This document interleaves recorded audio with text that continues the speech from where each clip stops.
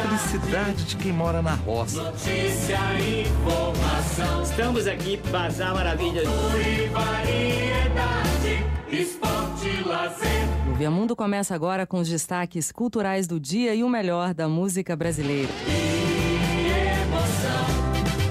Agora, pela Inconfidência, a Hora do Fazendeiro, o programa mais antigo e tradicional do rádio brasileiro. O gigante do ar fala mais forte. O gigante do ar fala seu coração. Alô, ouvintes de todo boa tarde. E olha nós aqui. O gigante do ar fala mais forte. Boa tarde, ouvintes. Graças a Deus por mais um dia. O gigante do ar fala seu coração.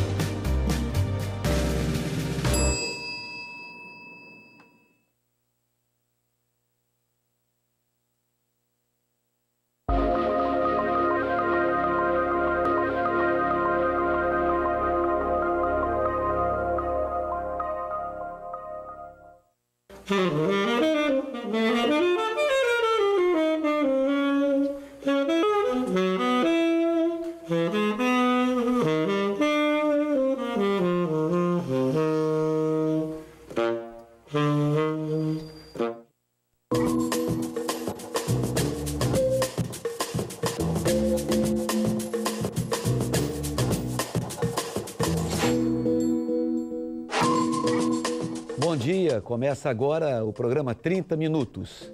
E você pode participar pelo telefone 3209-011 ou ainda pelo Twitter 30_minutos. O tema do programa, acidentes de trabalho. E o meu convidado é o desembargador Sebastião Geraldo de Oliveira, desembargador do TRT da Terceira Região. Ele é mestre em Direito pela UFMG, professor do curso de especialização em Direito do Trabalho da Faculdade Milton Campos. Desembargador Sebastião Geraldo, muito obrigado por sua participação. Bom dia. Bom dia. É uma alegria estar aqui. E o Brasil, como é que anda no ranking mundial de mortes por acidente de trabalho? Podemos resumir da seguinte forma: não está bem, já foi pior, precisa melhorar muito. O Brasil hoje é o quarto país do mundo em número de acidentes fatais. Basta dizer que a cada dia no nosso país, 50 pessoas não retornam para os seus lares, nunca mais voltam ao trabalho. 50 por dia. Em torno de 9 ou 10 por mortes e 40 por total permanente. Isso cria para o país, para a Previdência, para a sociedade, um custo muito grande, sem falar de todo o sofrimento que está por trás disso, né? Que o trabalho é o local para o empregado ganhar a vida, não é local para ele encontrar a morte, mutilações ou doenças. Então, doutor, sim, a situação ainda é muito ruim. Ok. Desembargador, as principais causas desses acidentes, negligência negligência do empregador, as principais causas. O problema principal, eu diria que ainda é cultural. O país ainda é um país desbravador. Talvez o hino nacional, quando foi escrito, né? Verás que um filho teu não foge à luta, nem teme quem te adora a própria morte. É um país desbravador. Devesse ser, nesse ponto, naturalmente repensado. Não estou dizendo para mudar, mas a filosofia. Devemos trabalhar assim, mas com toda segurança e cuidado para não vir acarretar a morte. E essa cultura leva a uma percepção errônea que o acidente faz parte da rotina do trabalho, e não é assim. Hoje, a grande maioria dos acidentes são previsíveis, e se são previsíveis, são também preveníveis. Poderia ser feita a prevenção. Existe tecnologia na área da engenharia, na medicina do trabalho, para evitar acidentes, mutilações ou doenças. As grandes corporações já estão trabalhando melhor isso. O grande problema são das pequenas, médias e microempresas, que aí o número é muito grande. Esse número de a cada dia 50 pessoas não voltar mais para o local de trabalho, só estou falando seletistas, porque isso não inclui domésticos, não inclui autônomos, não inclui militares, não inclui servidores públicos. Essas 50 pessoas que só a Previdência sobrecarregam, criam um passivo enorme para o país de mutilados que passam a ser assistidos pela Previdência, sem contar o drama familiar que isso acarreta no seio da família. Além do país estar envelhecendo, a sua população envelhecendo, por causa da qualidade de vida, nós temos hoje uma expectativa de vida bem melhor do que tínhamos antes. E como é que vai ficar no futuro? Eu sei que talvez não seja a sua área, mas como é que vai ficar no futuro a Previdência, num caso desse? Se o Brasil, dessa maneira, com o país com uma expectativa de vida melhor, corremos o risco de uma bolha no futuro? Sim, essa bolha já está por aí, né? Mas na questão específica do acidente e doenças ocupacionais, a média de vida da população trabalhadora está só subindo. Então, há certas doenças da idade, da faixa etária, que se confundem com doenças do trabalho. Por exemplo, ele tem uma presbiacusia, perda auditiva por idade, ou é no local de trabalho. Então, há situações complexas que se juntam fatores do trabalho e fatores do grupo etário. E, certamente, por isso, é necessário que haja um aprofundamento de pesquisas das medidas preventivas. Essa cultura é que precisa mudar, especialmente nas empresas, porque diz a CLT que cabe ao empregador cumprir e fazer cumprir as normas de segurança. Não é obrigação do empregado saber o que precisa fazer para... Não. A obrigação é do patrão de orientar a ele quais são as medidas que ele necessita adotar para evitar o acidente ou o adoecimento.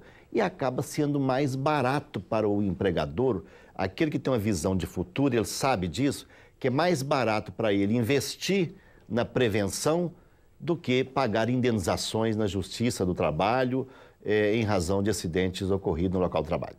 Muito bem. Já começando a nossa interatividade, Wesley Souza, do bairro Vitória, cobertura que eu tenho se acontecer um acidente de trabalho durante o meu percurso, sou motociclista.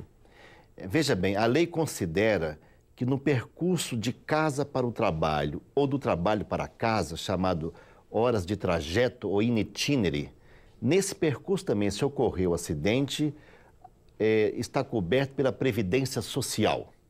Naturalmente que aí não vai caber indenizações por parte do patrão, porque ele está deslocando de casa para o trabalho.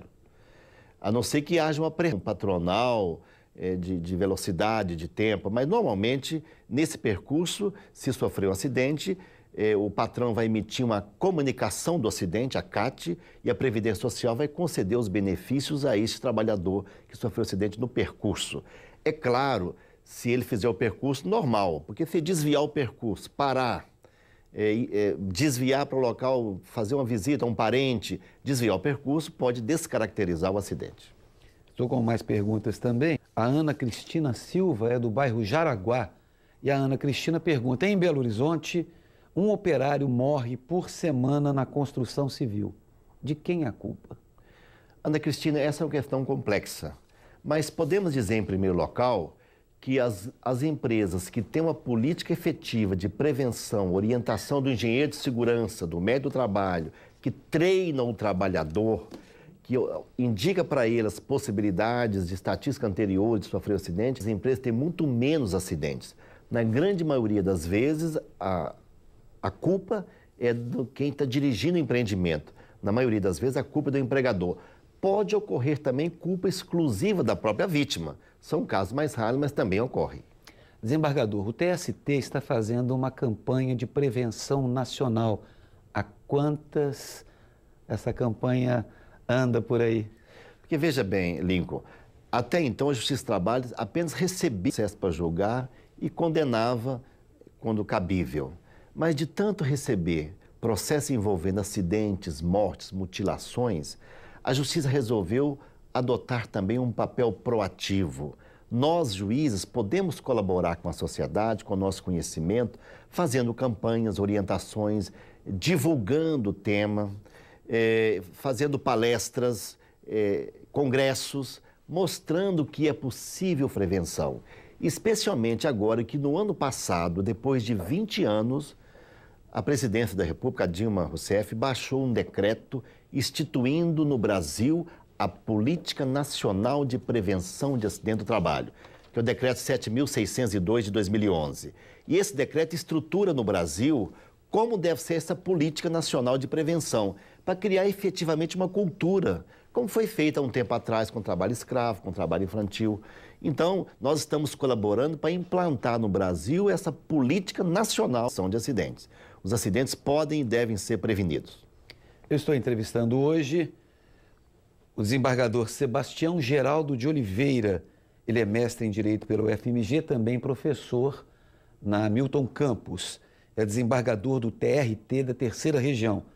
Você pode ligar pelo 3209-0015 ou ainda pelo Twitter 30_minutos. Faça a sua pergunta, a sua dúvida, você pode sanar aqui conosco ou tentar fazê-lo. A Elisângela Alves, pelo Twitter do bairro Nazaré. A inexperiência dos trabalhadores na construção civil seria a causa de muitas mortes? Parece que não há treinamento também para a construção civil. Pode ser sim, mas aí, de quem é a responsabilidade? Se o mestre de obra, o encarregado, está contratando pessoas sem experiência, tem que ter cuidados adicionais. Veja bem, você coloca o seu veículo para uma pessoa sem carteira dirigir? Claro que não. O empregador, então, não pode colocar uma ferramenta, uma máquina para alguém treinado operar. Porque se ele fizer isso, naturalmente, é acidente esperando para acontecer. Na realidade, seria isso. Eu estou com Carolina Seixas, do bairro Gutierrez, e ela pergunta como denunciar as empresas que mantêm empregados em regime de semi-escravidão. Carolina, nós temos alguns caminhos. O primeiro deles seria você pode fazer uma denúncia e a lei garante o sigilo. Atualmente, na antiga Delegacia Regional do Trabalho, agora Superintendência Regional do Trabalho. Aqui em Belo Horizonte nós temos essa superintendência regional. Mas pode também ligar para o Ministério Público do Trabalho, onde tem os procuradores do trabalho. Eles são os fiscais do cumprimento da lei. Todos esses dois órgãos podem fazer isso. E, além disso, o sindicato da categoria profissional. O Sindicato dos Trabalhadores na Indústria da Construção Civil pode ser um caminho. Os dois primeiros são mais efetivos, que podem fiscalizar, impor multa e até o Ministério Público do Trabalho preso uma regra, um acordo de conduta para que ela passe a seguir a orientação correta do cumprimento das normas de segurança. Doutor Sebastião, desembargador, e o TRT Mineiro, quais as ações efetivas que ele tem realizado para poder combater e prevenir os acidentes de trabalho? Isso é um pacote de ações que estamos desenvolvendo. Primeiro, nós estamos entre os juízes, dando treinamento, orientação. Um detalhe, por exemplo, qualquer pessoa for buscar uma informação dessa na internet, no TRT, já tem lá uma mensagem sobre temas de prevenção. Estamos finalizando um ajuste com a CEMIG para, na conta de luz, virar uma frase sobre um alerta de prevenção de acidentes. Fizemos um evento com todos os trabalhadores do Mineirão, foi bastante divulgado aqui, com a presença do presidente do Tribunal Superior do Trabalho. E estamos trabalhando com juízes e com médicos, peritos, com INSS, para fazer operações conjuntas de seminários para um despertamento maior a respeito do tema. Ok. O Glaucio Rocha, também do bairro São Paulo, sofreu um acidente há 10 anos atrás. Fiquei afastado por 2 anos. Voltei e trabalhei por 1 ano. Tem uma aritmética aí, né? Uhum. Depois saí da empresa. Depois desse tempo, eu tenho direito ao seguro DPVAT? Se possível, se eu puder me esclarecer, eu ficaria grato. Ele falou que sofreu um acidente na empresa ou acidente de trânsito, né? Sofri um acidente há 10 anos, fiquei afastado por 2 anos, deve ter sido um acidente de trânsito. Porque, veja bem, o acidente do trabalho, você tem um prazo depois que sai da empresa de reclamar da empresa por 2 anos. Na maioria dos casos, o prazo é de 5 anos. Eu creio que você já perdeu esse direito. Mas como assim, sem analisar todos os detalhes do processo, seria importante você procurar um advogado ou mesmo um sindicato da sua categoria, que é obrigado, o sindicato, te dar assistência jurídica. Certamente eles poderão te orientar nisso. Mas o empregador da empresa, o prazo é de 2 anos depois que sai da empresa. Se estiver trabalhando, o prazo é de 5 anos, é o chamado prazo da prescrição. Eu tenho falado muito aqui no programa, desembargador, sobre a cultura do desrespeito. E já tenho denunciado aqui, relatado dados do mapa da violência, a situação do Brasil. O Brasil hoje é o 2º país que mais consome pedofilia pela internet. É o 3º país mais pedófilo do mundo. É o 4º país, em 98 países avaliados em que crianças de 1 a jovens de 19 anos morrem no mundo. É o 4º país por acidentes, crimes, né? Assassinatos, crimes de trânsito. A situação brasileira é difícil. 10 mulheres são assassinadas a cada dia no Brasil. Estamos vendo dados estatísticos aqui agora com o desembargador Sebastião Geraldo sobre acidentes de trabalho. A cultura do desrespeito gera essas. Tanto o empregado quanto o empregador precisam ter respeito com a própria vida, com a família, com a sociedade. Enquanto perpetuar no Brasil a cultura do desrespeito, continuaremos com esses dados alarmantes sendo ponta nas estatísticas, ponta de maneira negativa. Nós temos que mudar isso. Desembargador, eu ando muito preocupado com o currículo escolar brasileiro. Essa formatação quadra português, matemática, geografia, história, química, física, e de repente hoje nós não estamos preocupados com, por exemplo, esse tipo de coisa.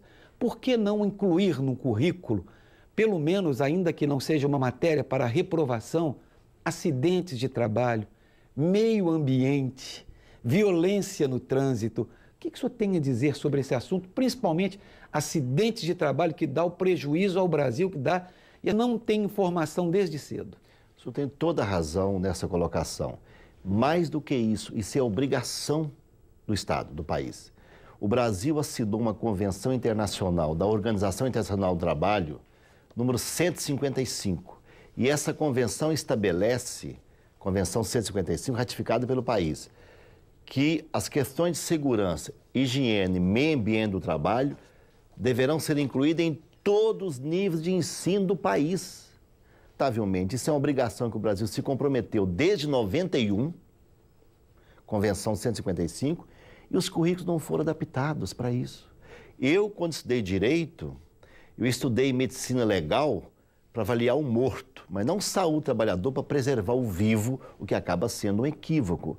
Nós estudamos trânsito, estudamos direito do consumidor, na minha época estudamos moral e cívica, né? Verdade.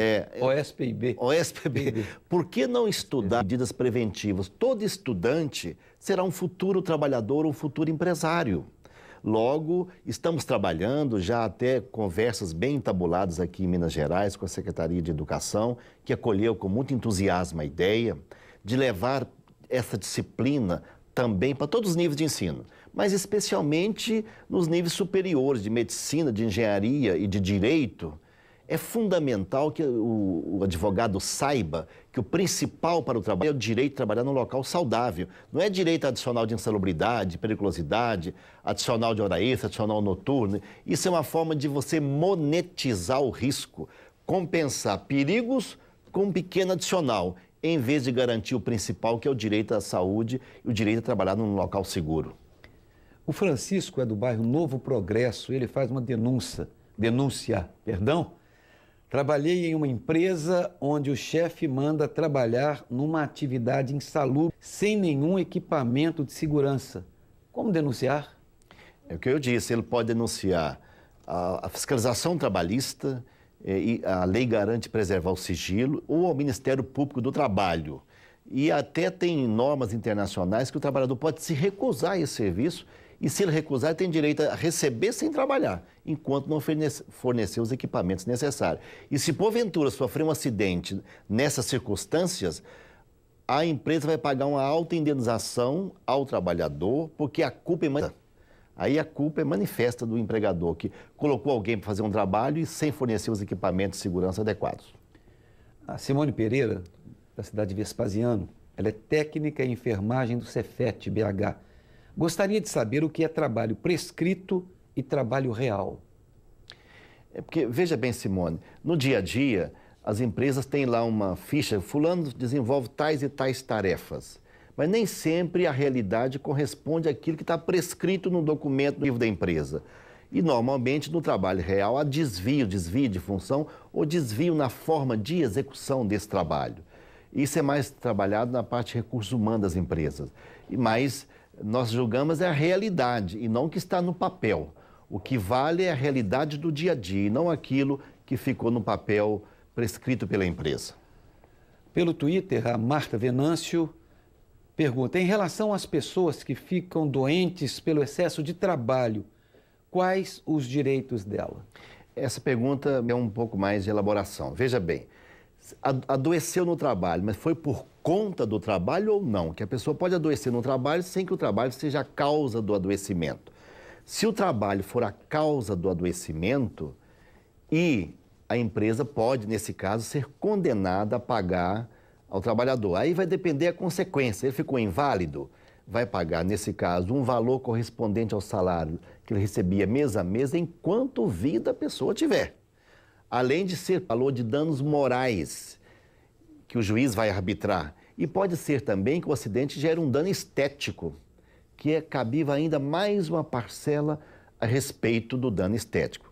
Logo, em certas atividades que a pessoa tem perda auditiva, que tem doenças pulmonares, asbestose, doenças respiratórias diversas, causada pelo trabalho, nesse caso, o tribunal tem julgado um número enorme de demandas condenando as empresas a pagar indenizações. Por isso que o movimento atual é conhecido, de que as empresas estão começando a contratar consultoria especializada para fazer esse tipo de prevenção. Alerte Vieira, do bairro Maria Gorete, sofreu um acidente indo para o trabalho há mais de um ano. Meu patrão me demitiu por justa causa.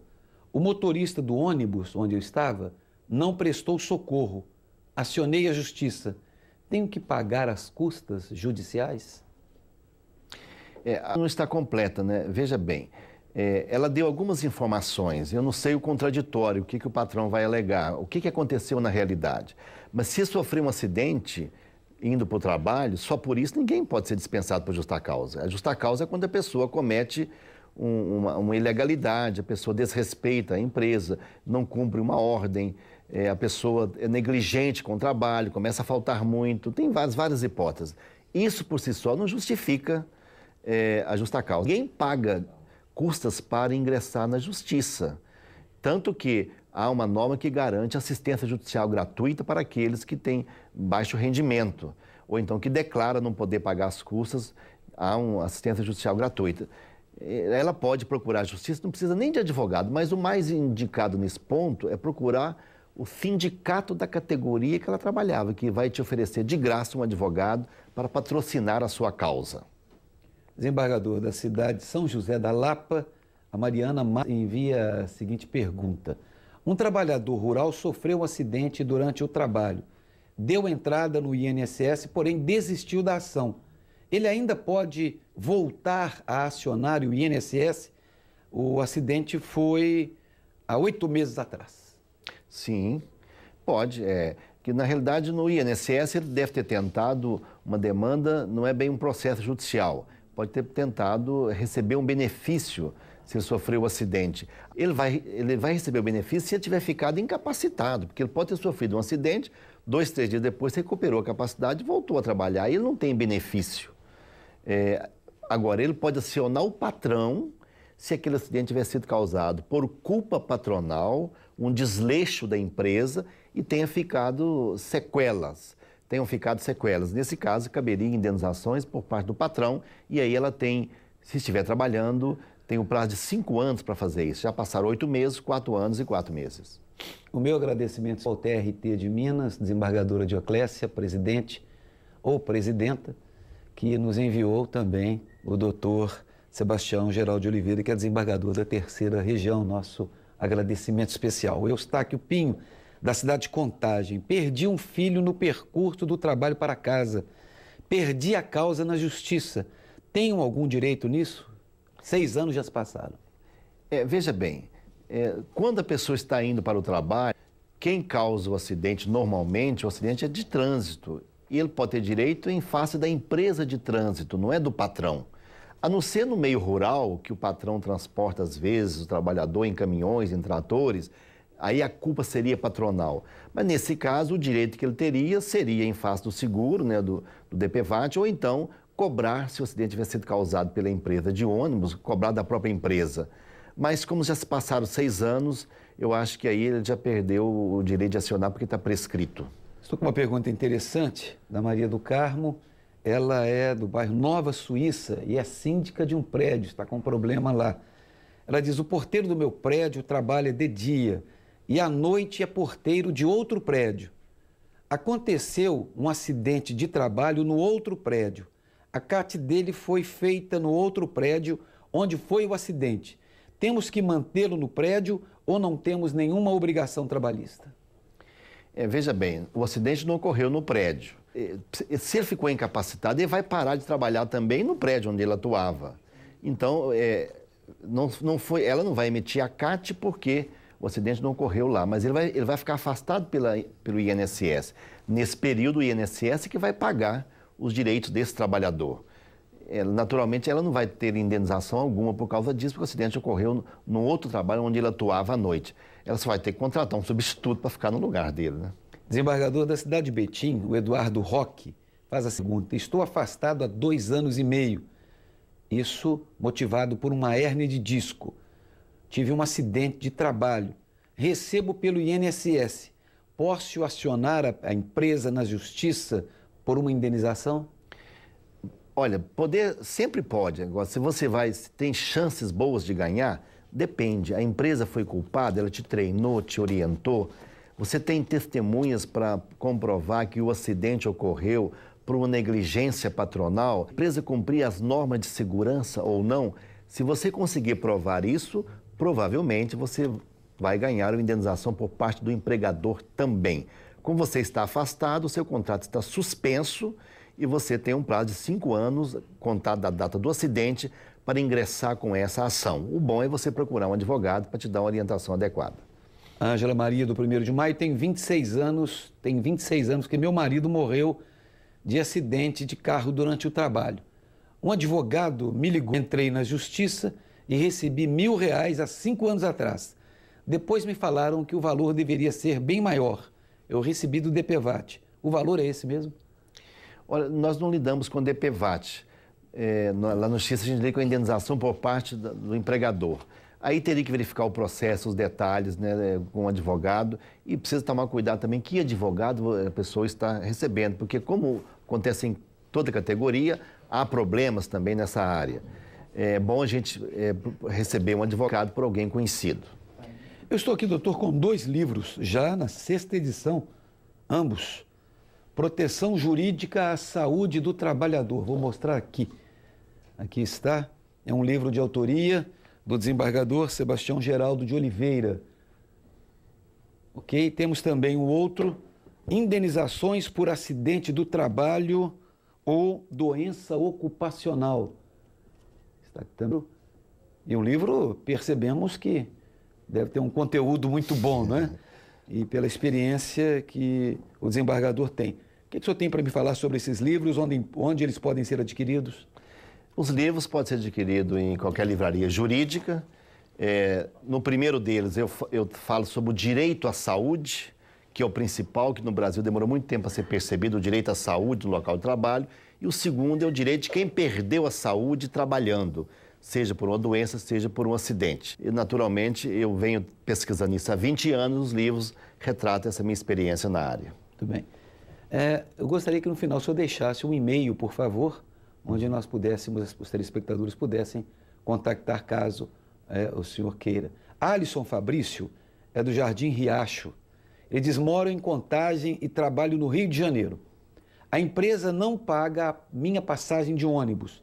No caso de um acidente durante a viagem, estarei coberto como acidente de trabalho? É o acidente de trajeto, né? Agora é surpreendente não pagar a passagem, né? Que ele vá. Tem alguma coisa mal explicada aí, porque se alguém contrata para trabalhar no Rio e não pagar a passagem, o comum é a pessoa não ir.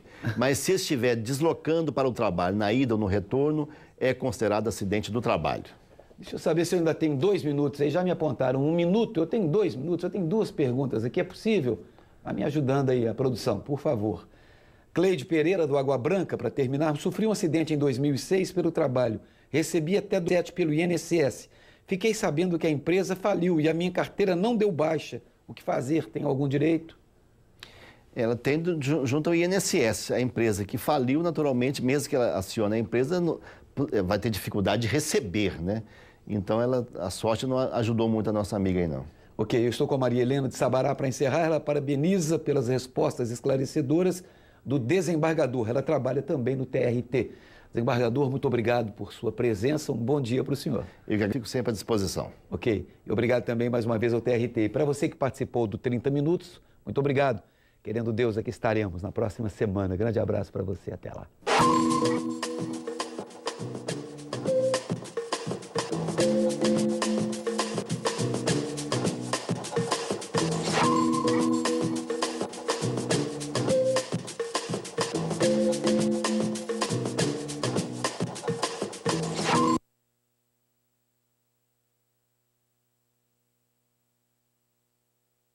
Para gostar da Filarmônica, você não precisa saber que o exército romano usava o trompete para se comunicar durante os combates.